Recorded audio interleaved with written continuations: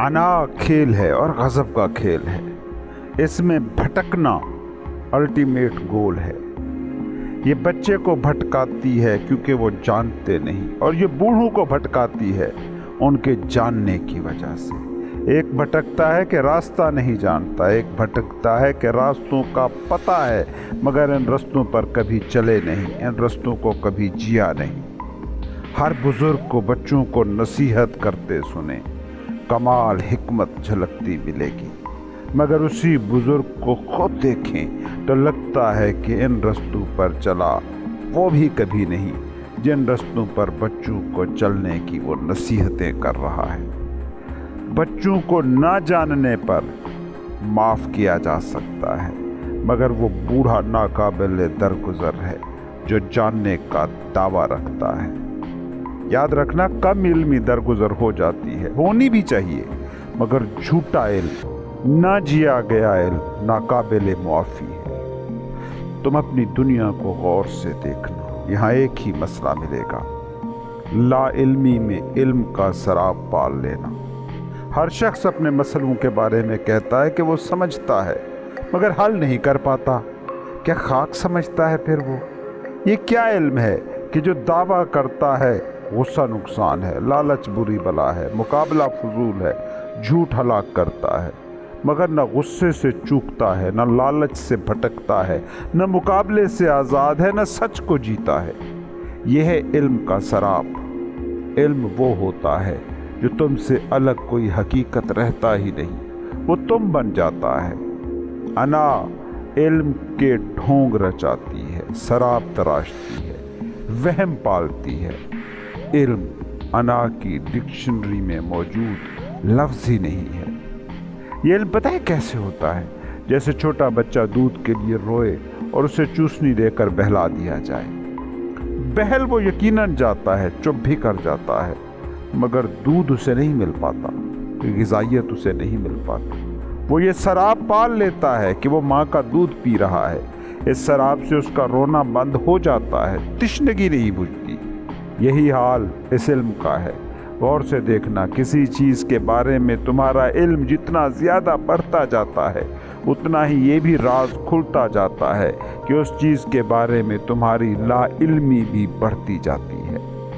تم اس انائی علم کو ظاہری زوم بنا سکتے ہو، نوکری پانے کا ذریعہ بنا سکتے ہو، دوسروں پر معلومات کی دھاک بٹھانے کا بہانہ بنا سکتے ہو، مگر اس سے تشنگی بجھ جائے یہ نہیں ہوگا، یہ ناممکن ہے۔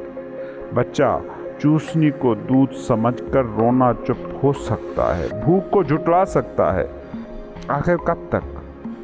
آخر یہ بھرم ٹوٹنا ہی ٹوٹنا ہے۔ سوال پوچھئے کبھی اپنے آپ سے، یہ جو سائنس، فلسفہ، مذہب، الہیات کا علم پچھلی کچھ صدیوں میں پھیلا ہے، اس نے سوالوں کے جواب زیادہ دیے ہیں یا سوال زیادہ کھڑے کیے ہیں؟ علم دولت ہے تو اس نے تسکین زیادہ دی ہے یا تکلیف زیادہ؟ علم نور ہے تو اس نے ہماری بصیرت کو منور زیادہ کیا ہے یا دھندلایا زیادہ ہے؟ علم وضاحت ہے تو اس نے چیزوں کو سمجھنے کی ہماری صلاحیت کو بہتر کیا ہے یا ایک ایسا شور تخلیق کر دیا ہے جس میں کچھ بھی سنائی نہیں دے پا رہا؟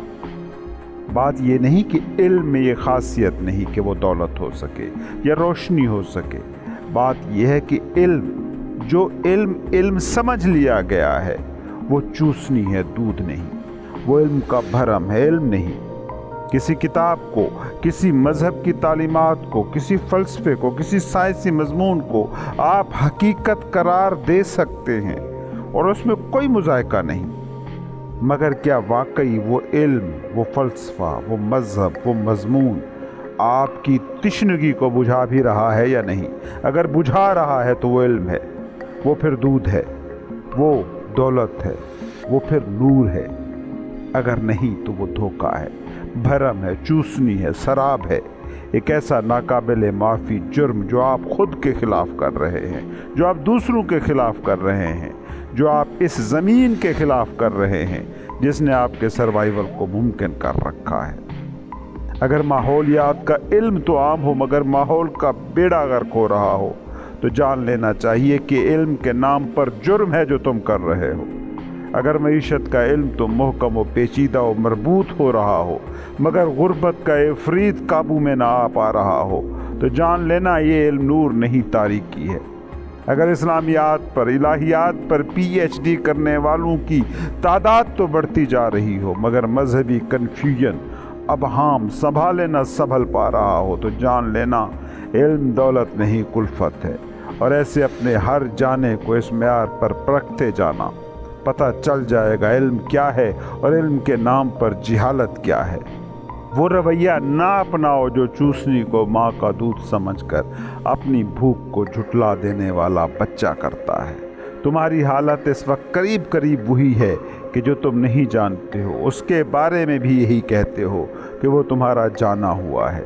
جب یہ وہم پالو گے تو اس کا نتیجہ بہت ہی خطرناک نکلے گا، اور وہ نتیجہ ہوگا الٹیمیٹ ریئلٹی، حتمی حقیقت کو جاننے کی جو تمہاری بھوک ہے وہ مر جائے گی یا چھپ جائے گی، اور تم چھوٹے بچے کی طرح چوسنی کو دودھ سمجھتے رہو گے، جہالت کو علم سمجھتے رہو گے، اپنے اور انسانیت کے خلاف جرم کرتے رہو گے۔